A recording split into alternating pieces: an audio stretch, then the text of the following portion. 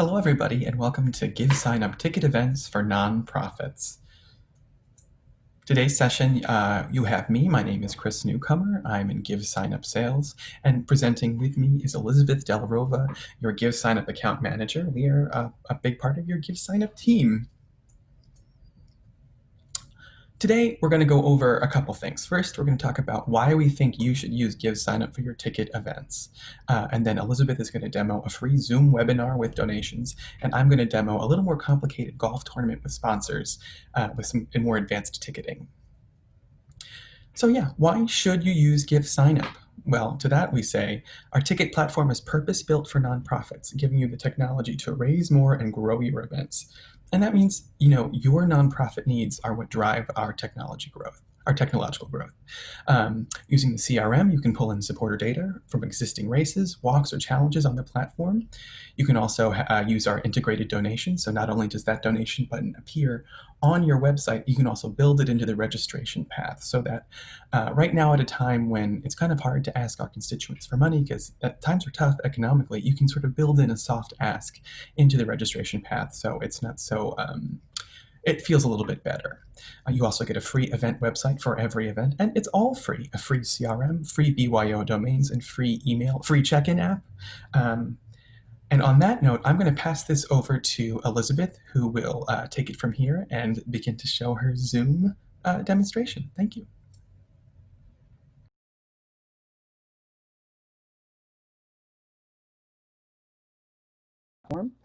We have integrated donations, so not only is there a donation button on your page, but there's a donation ask built into the registration path in case you want to have sort of a soft ask, which a lot of nonprofits are looking for right now in these sort of tough economic times. You also get a free event website for every single event you create, and it's all free. Free CRM, free BYO domains, free email, free check-in app.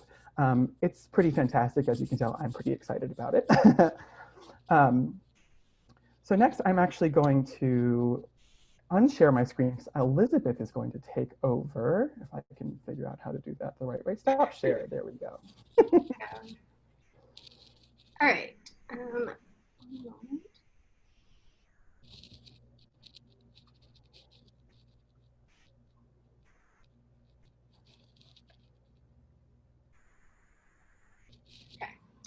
So to get started, you can just go to givesignup.org/ticket-event/new, or if you already have a RunSignup profile or a race created or anything, you can just go to your profile in the upper right corner and go through that way and create one.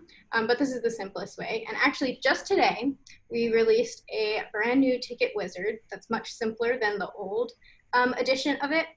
So Benny's actually on this call, and he's the developer that worked on that. So thank you, Benny. This will be the first time that I'm getting to show this new ticket wizard.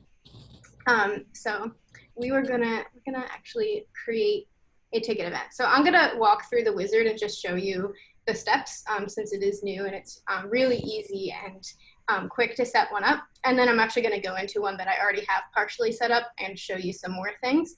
So the event that I'm gonna be creating is like a webinar type event. So I'm actually going to create a virtual book club meeting. So this would be like if you're having a Zoom meeting and you wanted people to sign up ahead of time. Mine's going to be free because it's a book club for an existing nonprofit, but I'm going to have donations on. So if somebody wants to donate while they're signing up, they can add a donation. And I'll show you what that looks like in a moment. So first we're going to actually go through and act like we're just starting to create it. So I'm going to create ticket event here. And so this is our wizard. So you can see there's just a few steps. We used to have another step on here, but we've vastly simplified this and it's way easier to use.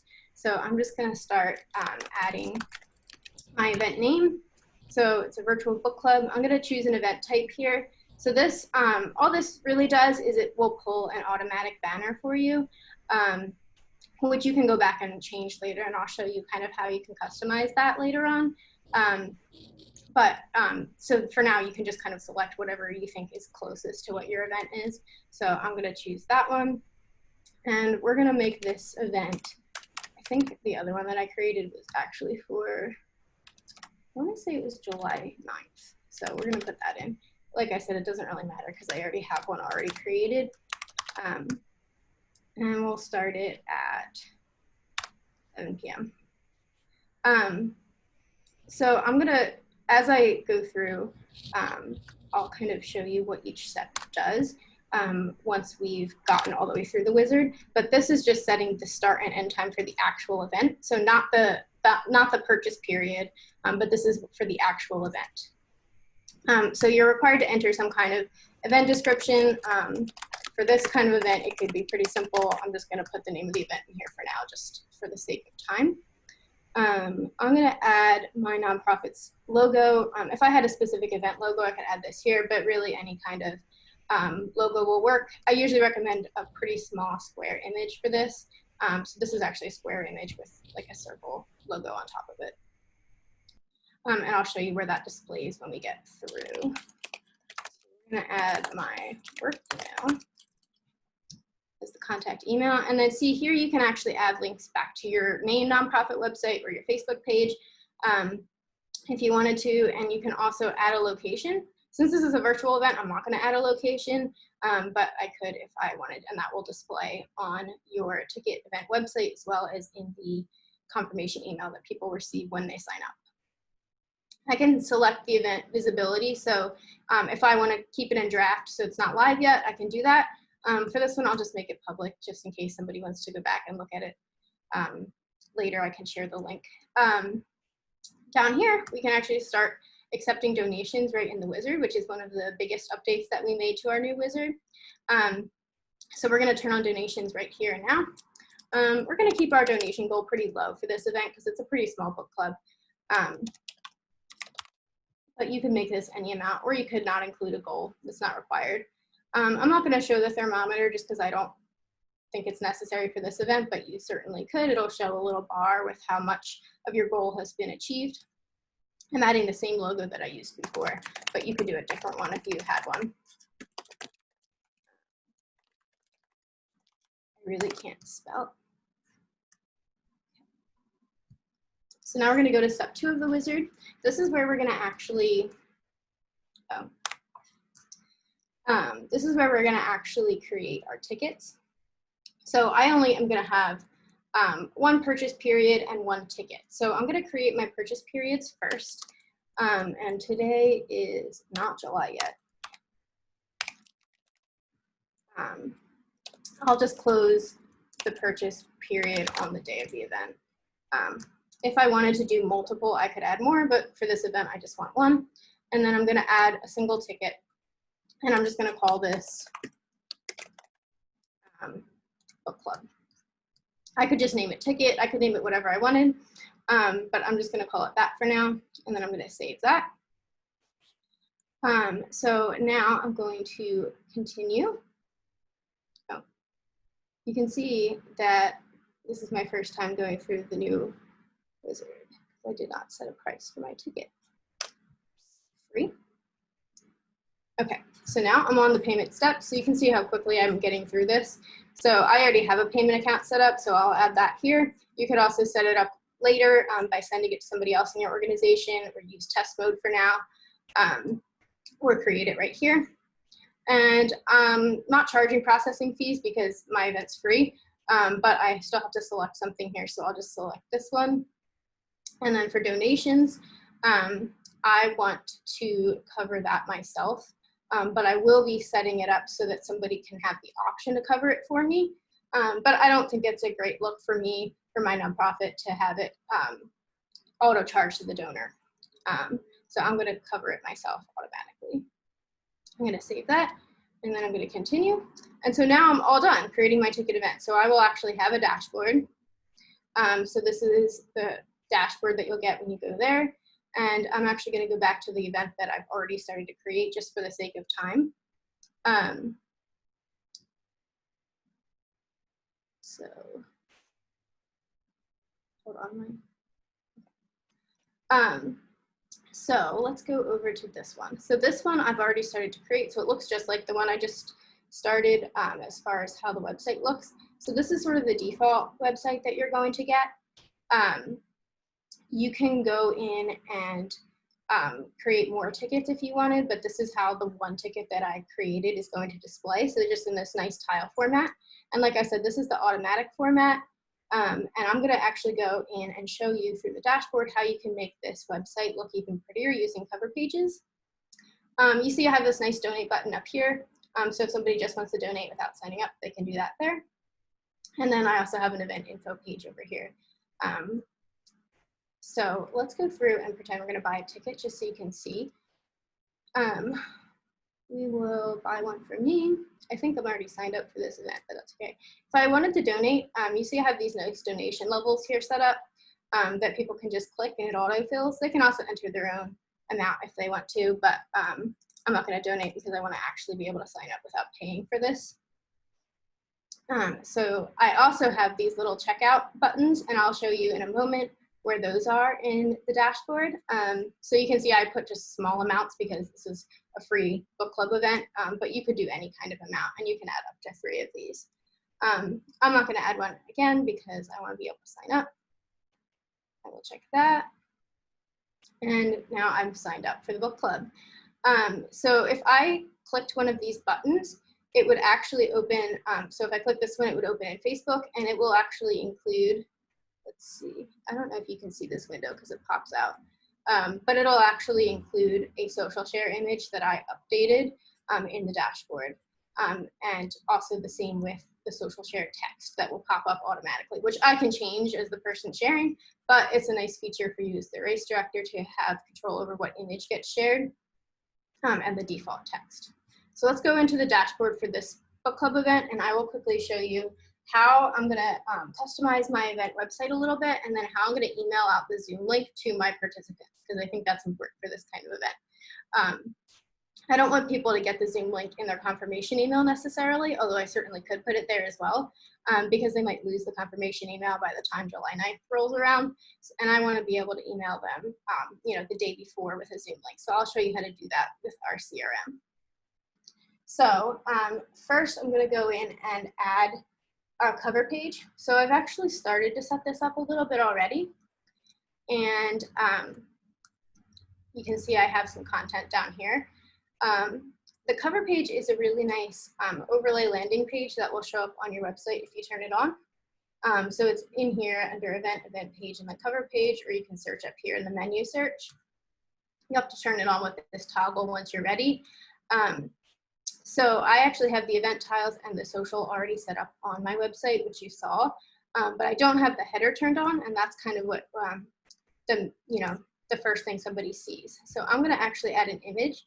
So I'm going into the header, going to background and then image, and then I'm going to choose this image that I have. This is a really large image, but it's really great quality, which is why I like to use it for some sample events. And you see there's like a nice cropping tool, so if I wanted to zoom in or something, I could do that. I'm going to upload that. Now I can turn the overlay off, so you can see there's kind of an overlay showing up here. But if I do that, then I can't add text on top, and I want to be able to do that. So instead, I'm just going to change it to a little bit of a lighter color. I don't like that. Let's just do white. And I'm going to put Virtual Book Club July. I could add a description, or I could add like a registration button. So I'm going to do that. Yeah, that looks good. So I'm going to save that, add a name for the component. So now I have a header banner set up, and I have 2 content blocks. So these, you have a few more options than you did with the header. So you can add data components, which is what I did for these 2, the event tiles component and the social share. And then there's also custom actions. You could add a video. You guys have all seen cover pages at this point in the symposium, so I won't go into much more detail.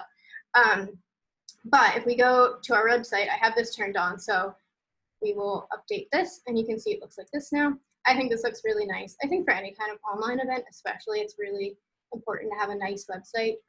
Kind of builds a little bit of legitimacy for your event, and it just is a better experience, I think, for people signing up. So let's go in and schedule. Actually, we'll just send an email to our participants. So the first thing we're going to do is we're going to go into CRM, and we're going to create a list. So I'm going to do ticket holders because I only want to email people who are signed up for this event.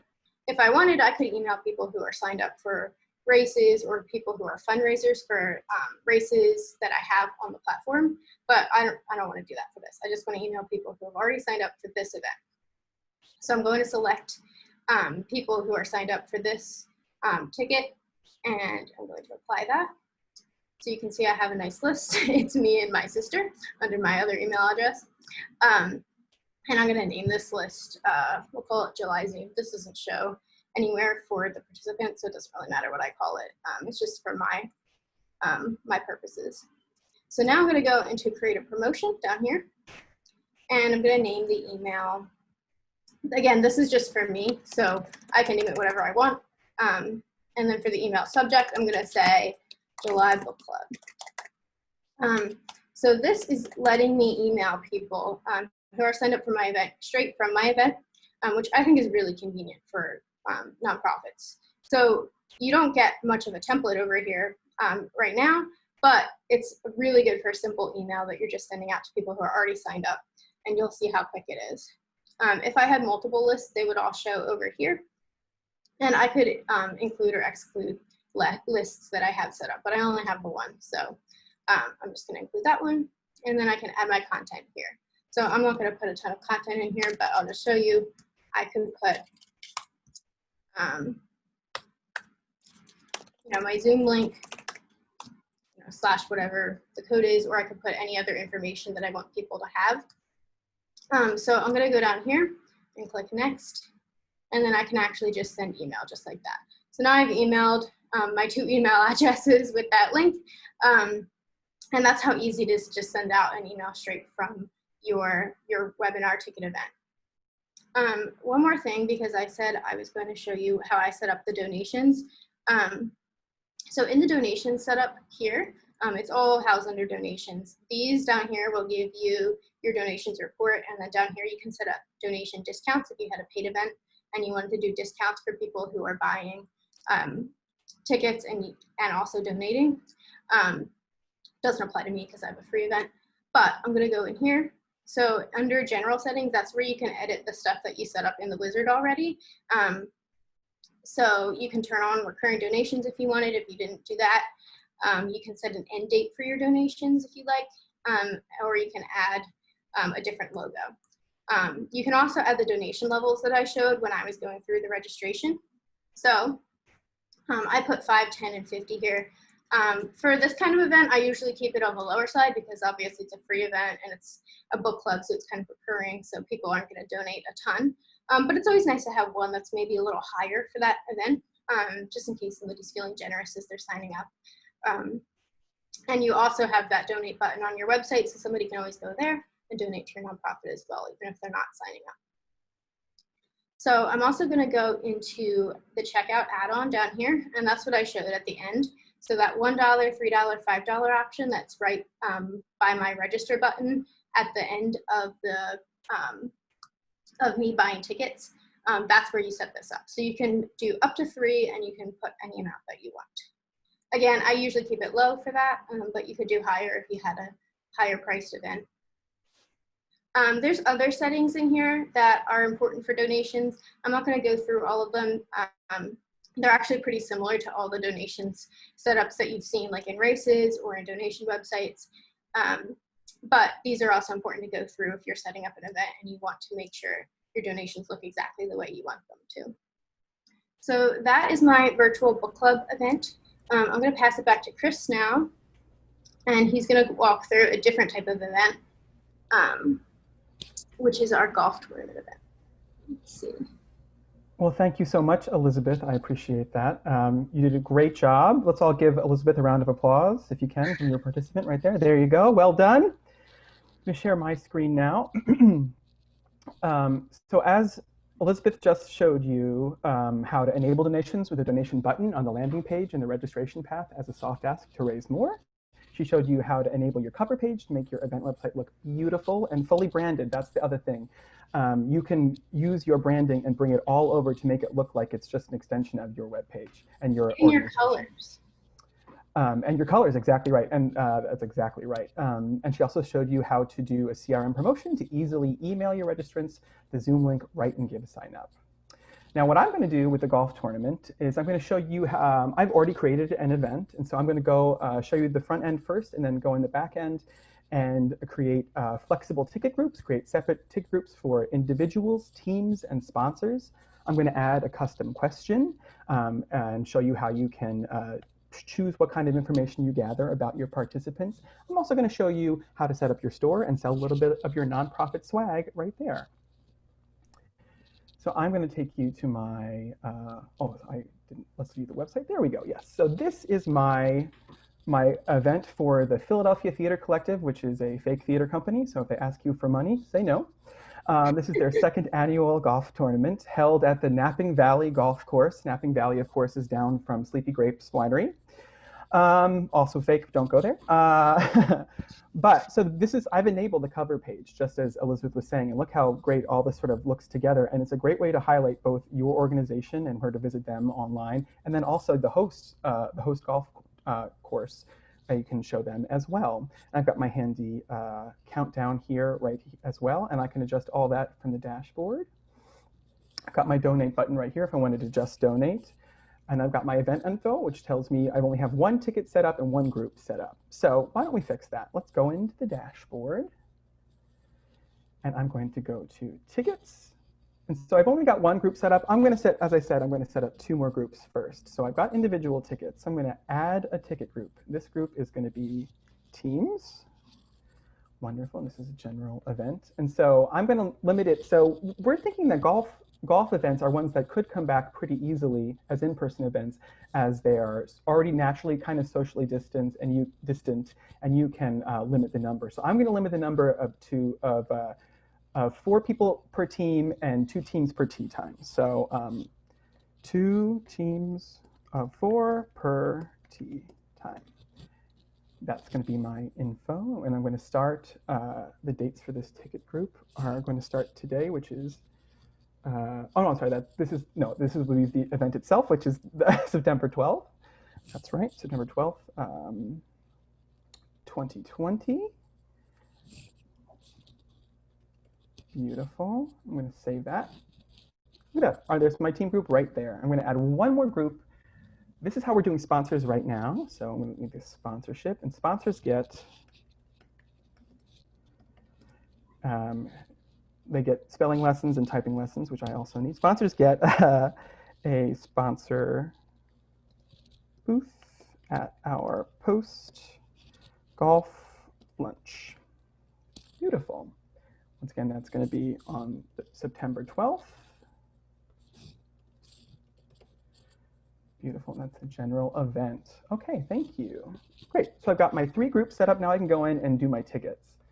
Now, I said there were going to be 3 different tee times. So I've got my 8 a.m. tee time all set up already. I'm only selling, for individual tickets, I'm only selling 1 ticket at a time, which is fine. And I don't, in the interest of time, I'm not going to add a description there just now. Now we're going to do 9 a.m. This is the part where it may feel a little tedious, but it also shows how easy it is to set this up, with different tickets and different times. I'm going to add a 10 a.m. I'm only going to do 3 tee times. Beautiful. 10 a.m. Okay, great. So I've added my 3 tickets to individuals. Now we're going to do the same thing for teams. And since I already wrote it in, I might as well take advantage of that pre-populated. Except for teams, I'm going to make sure they buy them in multiples of 4, since it's teams of 4. I could also, I didn't mention this earlier, but if you were having an event that maybe you had a bar and you wanted to make sure that everyone who was coming could partake in that bar, you could ask if the person was 21 years or older. But we're not worried about that. This is a golf luncheon. No one drinks on a golf course, right? Not true. All right. Then we're going to add a 9 a.m.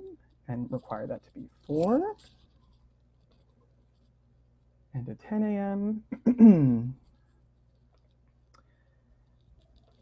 and require that to be 4 as well. Beautiful. You'll see it's asking me to set up pricing because I already had pricing set up for my 8 a.m. ticket for individual tickets, why it's not asking me that there. But we're going to come to pricing shortly after this. Now I'm going to add my sponsorship. So I'm not worried about the multiples of this one because we want to sell as many sponsor booths as we can. Sponsor booths, beautiful. And there it is. Okay. So I've created my groups. I've created my tickets. Let's just do a quick little thing with information collection so we can see what we're learning about people. I'm going to apply this to individuals and teams. And I'm not going to worry so much about collecting a lot of information from sponsors because when they're involved with us, I imagine they're going to tell us a lot. So I'm going to ask for a first name, a last name, an email, and I also want a zip code. And I'm going to make that required. Save. Beautiful. And Chris, I'm going to add. Can I interrupt you for a minute? Can you go back there? And what if I want to collect the names of each person who's buying a ticket? Sure. Let me go back to that. Oh, just on this page, yeah. Yeah, beautiful. Yeah, beautiful. Yes. So do you need personal? Yeah. So per ticket information, when purchasing tickets, do you need personal information for each ticket purchased? We can say yes, or we can say no. And so it is up to you for the golf tournament what you require. For the purposes of this demo, I'm going to say no, just because when I go through, it's going to require more names because I'm going to do a team event in there. But you can feel free to do that for your event and make that happen. Oh, please select at least one ticket group. Okay, great. Great. And I want the zip code required. Great, save. Fantastic. So I'm going to add a question now, since we're on the subject of information collection. And since this is, I'm selecting a text field because I want them to be able to write a text response. And since this is a tournament for a theater company, the question I'm asking is, what do you want to see this season on our stage? So you can really specify the kind of questions you're asking to be exactly what your organization needs to know. I'm going to add an image that I think really speaks to that question. Got nice people performing there. Validation. No validation really needed, and that's good for now. That's all I need for this. Though I could do checkboxes, I could do radio buttons, I could do a select menu. There's a lot of different options, but we're going to stick with the text field just because we're going to keep it simple for this demonstration. Beautiful. Now I'm going to go back to my tickets. So what have I done? I've set up my groups, I've set up my tickets, I've set up my information collection. Now I also said there are 2 groups of 4 per tee time. I also want to make sure there's only 8 people per tee time, because once again, if we're worried about social distancing and only having the right number of people, we can limit it here this way. So I'm making sure there's 8 people per tee time for individual tickets and also 8 people for teams.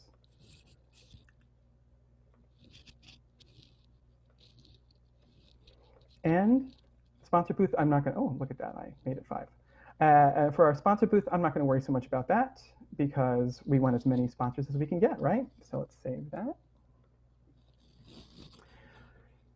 Now on to pricing.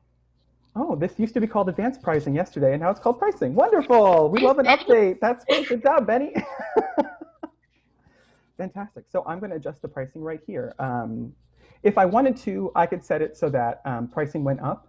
If the first 4 tickets sold, and we could bump it up a bit. But so I would do that here. I would write when there are 1 to 4 tickets sold, it's 50, and then there would be here. I'll show you. There'll be a drop down, and that would appear the minute I did that. Look, and so when 5 to 8, I could make it 55.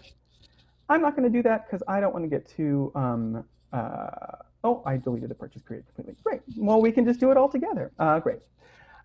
So yeah, purchase period starts 6/17. I showed you what you could do, but we're going to keep it 50 per ticket. I think that keeps it nice and simple. I'm going to save. Our website also does a beautiful job of telling you when you haven't saved and reminding you, which is very good because I'm, in case you couldn't tell, a bit absent-minded. So I need the reminder. It's important for me, and I'm guessing it might be important for some of you as well. So let's start purchases 6/17 is when I had the other one started. Beautiful. Purchase closes the day of our event on September 12th. You could give a discount for teams here if you wanted to. You could say that these teams are a little bit less, but I'm going to stick with the 50 just because I think that keeps it simple. I like nice clean numbers. Let's save that one. And finally, sponsorship. So I'm going to have sponsor tables be be $250 because I think we got some sponsors with some deep pockets. We're going to get them to come out and support us and show their wares. 09/12, 2020. And sponsors are $250 per ticket, and save. Great. So now I've got all my tickets set up with pricing, with information collected, with the caps we're going to put on. I've added a question, and there's just one more thing I was going to show you, and that's going to be our store. Now you'll see I've already added and deleted some items. So you will see, if you go to store setup, you'll see something different, which will ask you to already put in your first item. You'd see this store item setup right here. So I'm going to make a Philadelphia Theater Collective tee. We're going to charge $20 for it. We're going to tell them they're getting a discount because they're buying it through our event. So that strike-through price will say, we'll show that discount there. They're available starting when tickets are available as well, 6/17/2020, available till the day of. Product availability. I'm going to say available for each ticket purchased or also in the standalone store, because I think that really gives people options. If people were just coming in to donate and they wanted to buy a shirt as well, they don't have to participate in the event. I'm only going to do one variant. So variant, they just mean size or color. I'm going to make this variant size. And we'll keep it simple by saying youth and adult. And then you'll see I'll be able to change the variant pricing a little bit later as well. So quantities. Okay. I'm not going to limit how many shirts people can buy per order or say they have to buy a certain minimum to start either, but I will say that I have 40 youth shirts and I have 50 adult shirts. Great. Display. So I've got a beautiful PTC tee designed on Etsy, obviously. We did really a deep design on this one. I'm going to write show your support on your shirt. Save that item. Beautiful.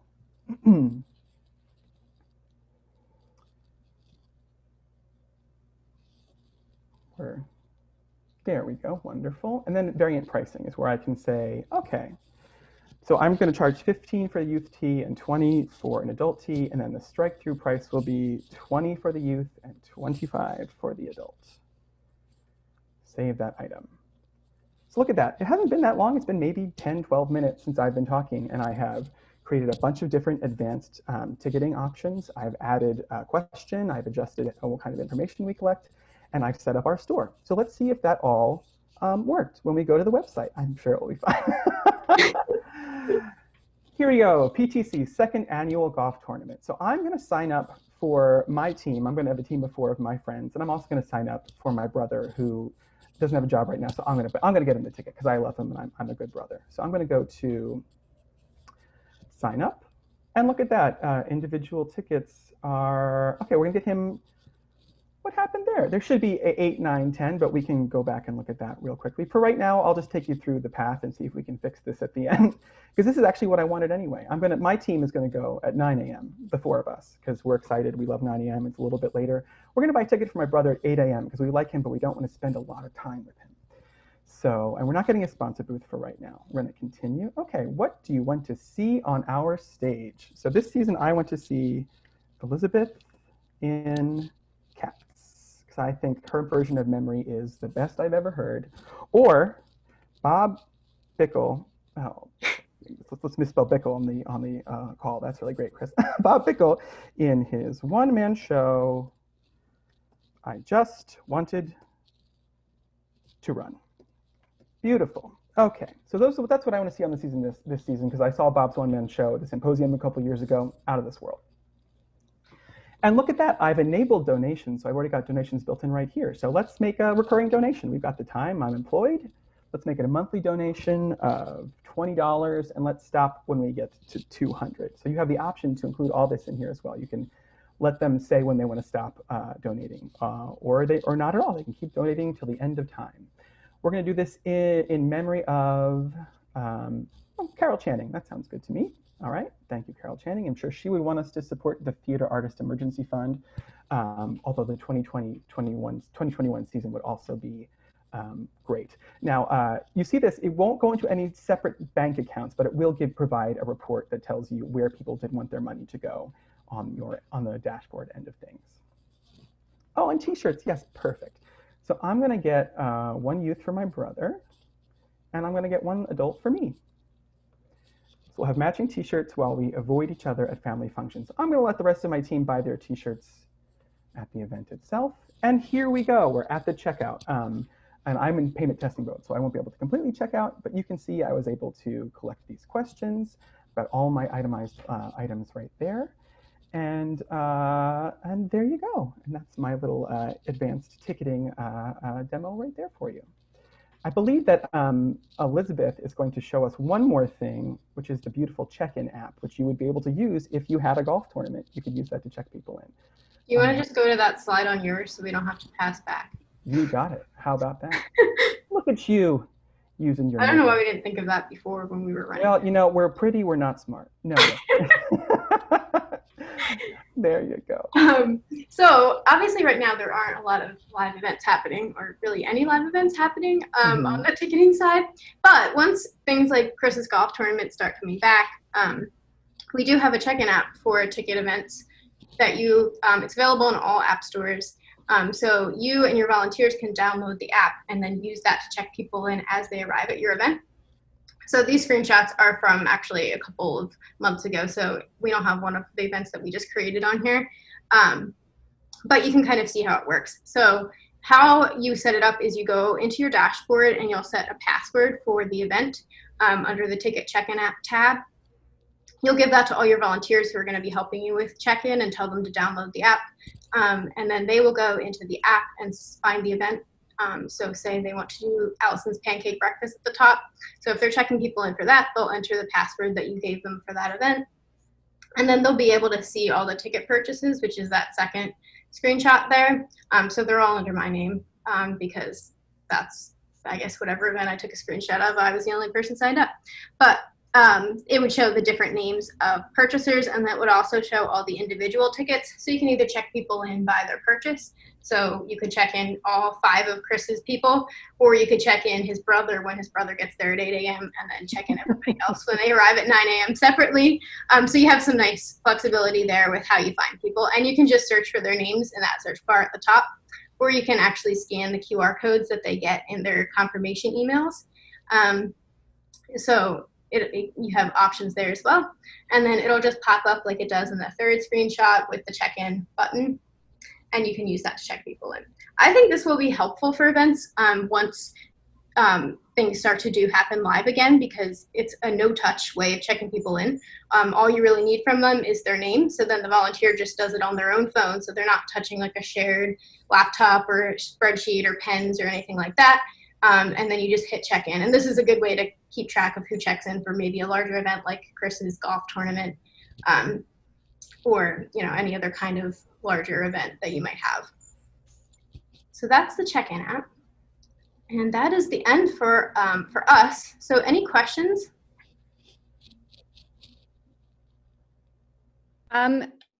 Is there a cost for the ticket check-in app? Nope, no cost. Could you actually show the notification so that people have their ticket information right ahead of the event? Like, how do people make sure that they have their QR code and which tickets they bought? Can you show that notification? Elizabeth, can I pass that over to you for that one? Yeah. Great. I'll stop share. Oh, that was a great face I was making. So I will actually go to my book club event. Can you see my screen? Okay. So, so say I was signed up for this book club event, but I wanted to get my confirmation email resent, or I lost it way down in my email inbox. So I could go to the event, and if I have a cover page on, it won't show right on the landing page. But I can go to event info here, and there's a lookup sign up button here. It won't say sign up default. I actually changed that in the custom wording. So it would say lookup ticket by default, but you can change that.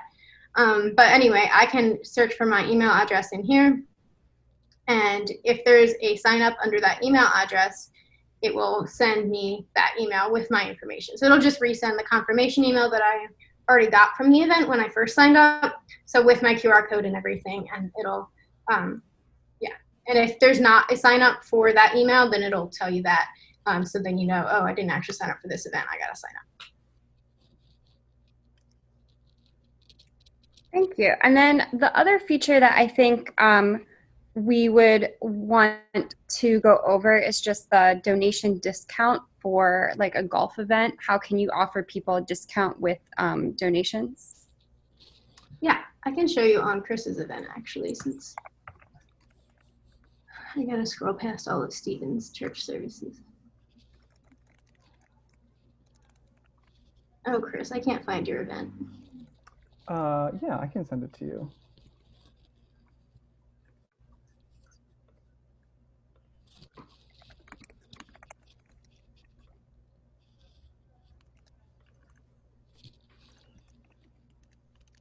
I just sent it in Slack.